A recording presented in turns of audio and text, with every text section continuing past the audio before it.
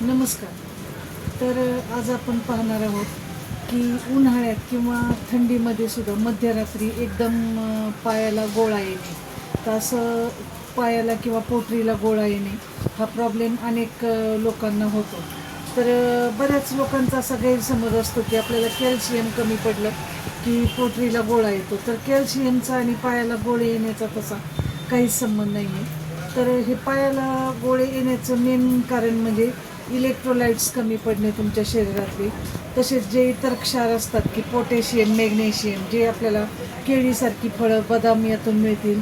Electrolytes पाण्यातून किंवा मग आपण जे एनर्जल इलेक्ट्रॉल वगैरे लिक्विड घेतो त्यातून मिळतील. तर हा पोटरीला गोळा येण्याचा त्रास इतका भयंकर असतो की त्याने खूप अशी जीवघेण्या वेदना होत असतात. तर हे कमी करण्यासाठी तुम्ही काय करायचं की उठून हळूवारपणे पायाला ताण द्यायचा आहे.